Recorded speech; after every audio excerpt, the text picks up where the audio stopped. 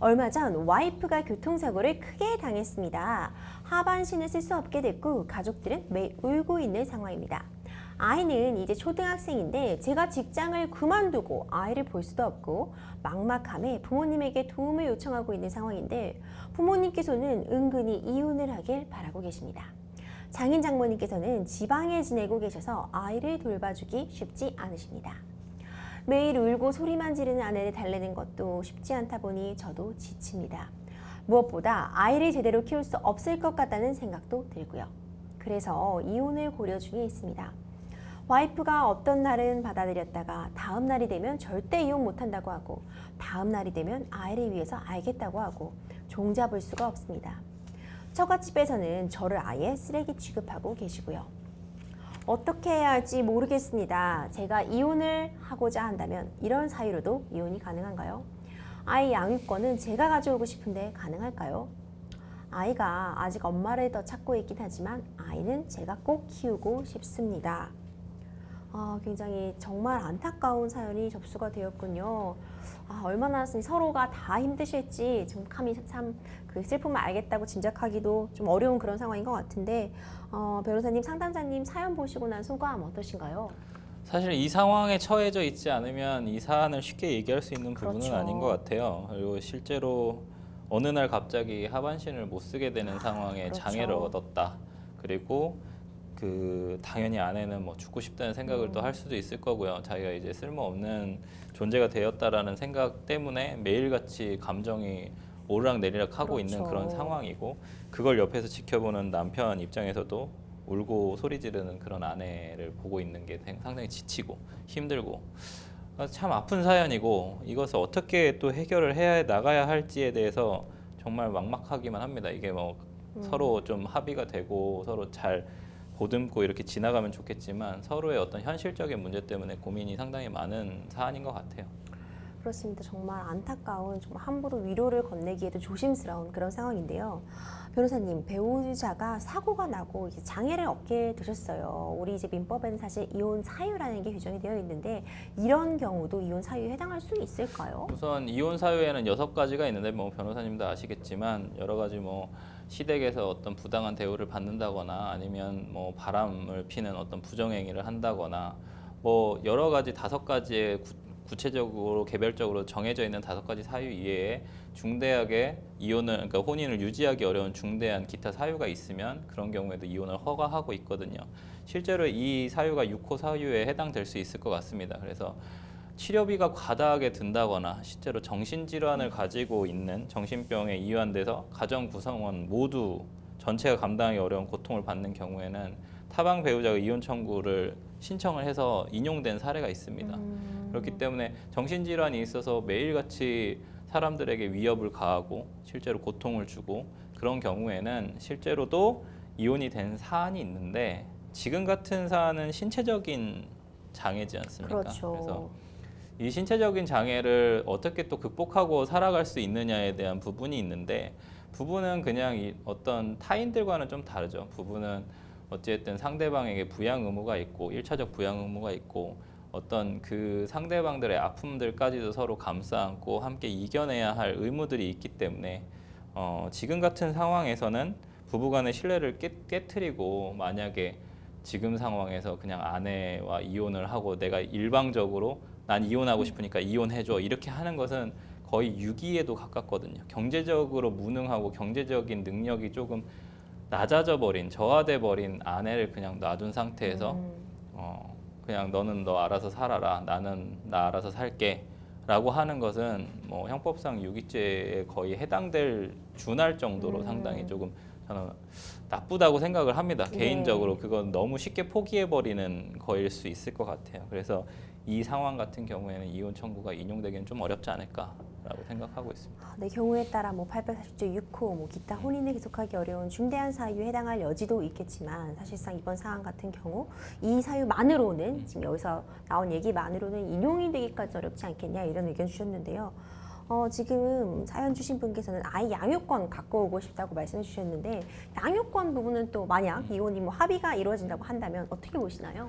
합의가 이루어진다고 하면 당연히 양육권 관련된 부분도 합의가 됐다라고 좀 봐야겠죠. 근데 양육권은 제가 방금 전에 말씀드렸던 청구항 1항의 어떤 이혼한다라는 내용하고는 좀 다릅니다. 왜냐하면 이혼 사건에서 사건 본인이라고 부르는 자녀들의 복리를 최우선하기 때문에 그렇죠. 그 사건 본인들의 양육이 한마디로 육아 활동에 있어서 계속 성장해 나가는 데 있어서 경제적인 능력이 조금 더 뛰어날 수 있는 남편분의 지금 상황이 아내분의 상황보다 조금 더 나올 수가 있고, 그렇죠. 그렇다면 아이들이 사실 양육이 돼서 원만하게 성인이 되는 데까지는 결국에는 좀 더 아버지 쪽이 좀 더 유리할 수도 있다라는 부분이 있겠죠. 그러면 양육권을 조금 아버지 쪽이 받아올 수 있는 형태가 조금 더 클 것 같아요. 하지만 지금 아까 내용에서도 아직 엄마를 더 찾고 있다라는 표현도 나오고, 엄마와 정신적인 유대관계가 사건 본인들과의 유대관계가 훨씬 더 크다고 한다면 그냥 단순히 아버지가 경제적으로 능력이 조금 더 뛰어나다고 해서 아버지가 양육권을 무조건 가져야 된다, 이런 부분은 아닙니다. 그렇기 때문에 결국은 재판을 통해서 어느 쪽이 조금 더 양육을 하는 것이 아이들에게 자의 복리를 위해서 최대한 좀 더 좋을까에 대해서 가사조사관이 나가서 조사를 하고 난 다음에 아마 결정을 하게 될 것 같습니다. 그렇군요, 변호사님. 현재 그럼 이런 상황에서 우리 상담자님이 취할 수 있는 법적 조치들, 뭐 소송을 제기한다든지 네. 어떤 것들 해볼 수 있을까요? 사실 제가 변호사기 때문에 소송을 뭐 좋아한다고 생각하실 수도 있겠지만, 상담자가 취하셔야 할 이 사안에서의 태도는 이혼을 청구하지 않는 거겠죠. 제가 생각하는 거는 그렇습니다. 그래서 이혼을 하고 싶으신 마음은 알겠지만, 부부는 다른 타인하고 다르게 제가 앞에서 설명드렸지만 세상을 살아가면서 힘든 일이 생겼을 때 함께 이겨내고 서로를 부양해 나가야 할 1차 부양의 의무가 있거든요, 법적으로.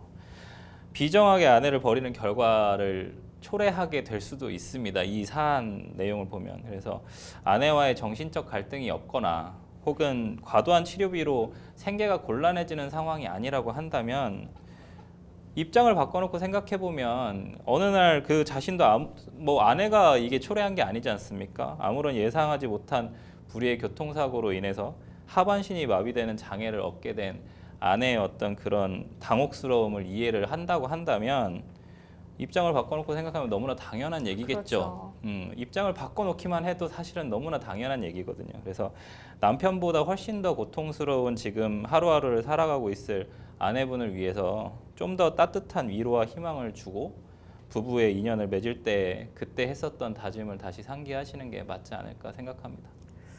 변호사님 말씀 좀 듣다 보니 이런 생각도 드는데요. 오히려 이런 상황, 이제 남편분이 오히려 이혼을 요구하는 이런 장애를 갖게 됨을 이유로 이혼을 요구하는 이런 상황 때문에 아내분이 역으로 이혼 청구를 하실 수도 있겠다. 네, 그럴 수도 사실 이런 있겠죠. 생각도 들거든요. 네. 어쨌든 이런 경우 뭐 위자료나 재산 분할 같은 부분은 뭐 어떻게 달라질 수 있는가요? 이혼이 된다고 하면 당연히 경제 능력이 많이 하락된 아내에게 재산 분할을 좀 더 많이 줘야 하는 게 좀 더 타당해 보입니다. 만약에 정말로 이혼이 된다고 한다면 재산 분할의 대상에서 조금 더 아내에게, 앞으로 벌어들일 수익이 많이 감소될 것 같은 아내에게 조금 더 재산 분할 많이 주는 게 맞다고 생각하고, 제가 아까 정신질환으로 이완돼서 이혼, 중대한 기타 혼인을 유지하기 어려운 중대한 사유로 인해서, 6호 사유로 인해서 이혼을 인용했었던 대법원 판례를 말씀을 드렸습니다. 대법원 1991년 선고 사건인데 90무 446이라는 판결인데, 그 판결의 취지도 똑같습니다. 정신분열로 인해서 피해를 호소하면서 이혼한 어떤 그런 상황에서 왜 이혼을 인용을 해야 되냐라는 부분에 대법관들도 많이 고민을 했는데, 재산 분할 및 사회 부조로 뭔가를 해결할 수 있다. 네. 이 문제에 대해서 개인적인 문제로 우리가 치부하고 넘어가지 말고, 이렇게 정신분열이 있고 정말 모든 가족들을 힘들게 하는 이 상황에서 이혼을 인용을 해야 되는 상황이지 않느냐, 왜 그들에게만 개인적인 문제를 치부를 해서 그들을 고통스럽게 해야 되느냐, 그만 고통스럽게 하자. 그러면 경제적 능력이 없는 정신분열이 걸린 이 아내는 어떻게 할 것이냐에 대한 얘기에 대한 답변을 판례 대법관들이 남겨놓습니다. 그 문제는 우리가 재산 분할과 사회 부조를 해결을 하자라고 해서 사회적 책임에 대해서 조금 얘기를 하고 있는 부분이 있기 때문에, 결국 그런 취지를 봤을 때 위자료나 재산 분할 관련, 위자료는 사실은 없겠죠. 네. 근데 재산 분할 관련된 부분에서 경제적으로 능력이 조금 더 저하된 아내에게 조금 더 분할을 해주는 것이 좀 더 타당하지 않을까라는 생각이 있습니다. 네, 변호사님 말씀 듣다 보니 좀 점점 안타까운 마음이 좀 더해가는 것 같아요. 부부는 좋을 때나 힘들 때나 함께하는 존재지만 또 이런 어려움이 생기다 보면은 사실 가정을 원만하게 유지해 나가는 것도 큰 어려움이 있으실 거라는 점도 충분히 공감이 가거든요. 아무쪼록 치료도 제대로 받으시고 좀 부부 관계도 어떻게 다시 한번 해결의 실마리를 찾으실 수 있기를 바라봅니다.